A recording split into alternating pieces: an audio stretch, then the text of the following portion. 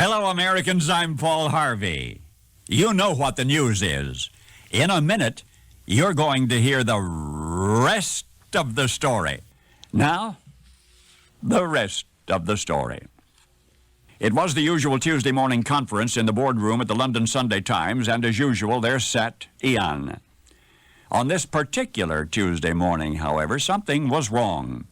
Ian, ordinarily animated, ordinarily involved, was staring blankly down at the chairman's desk. The topics which had always most interested him now apparently did not interest him at all.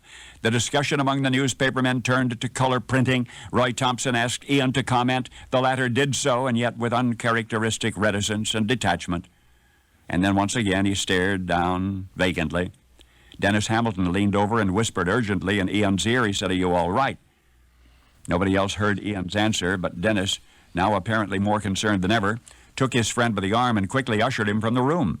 Ian was thereafter admitted to the London clinic. No question about it, the doctors said. Dennis Hamilton's prompt intervention had saved his friend's life. For all the while Ian was sitting at that desk, seemingly dazed, he was having a major heart attack. Recuperation was slow and tedious. Ian felt unlucky for the many restrictions now placed on him because he had heretofore enjoyed a cavalier lifestyle. In fact, he was lucky to be alive at all. Nothing like this had ever happened to him before, and still operating on the principle that one's inner self eventually imitates one's outer self, Ian exuded high spirits and self-confidence in the hope that eventually, he would begin feeling that way someday. In keeping with his positive attitude, he did not complain about having to quit smoking, although considering the excess in that habit, it must have been an arduous process. And then one day, while Ian was still recovering in the clinic, he received a parcel from a friend. It was a copy of Beatrix Potter's Squirrel Nutkin, a children's book. With nothing better to do that afternoon, Ian read it, and except for the illustrations, he disliked it immensely. He disliked it so much that he took it as a personal challenge and decided to write a children's book of his own. Put one together the right way, he said. Nobody knows whether the friend who had inspired all this had done so intentionally, but the effect was therapeutic nonetheless.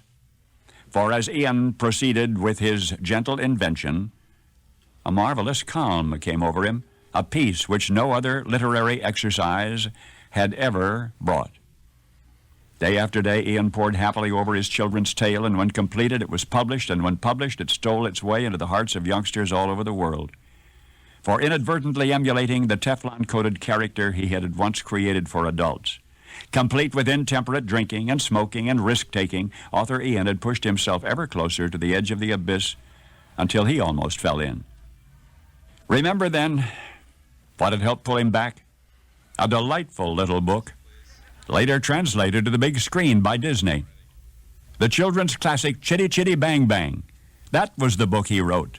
That was the book which incredibly flowed from the same pen which had wrought the most daring, death-defying, dangerous hero in the history of fictional espionage.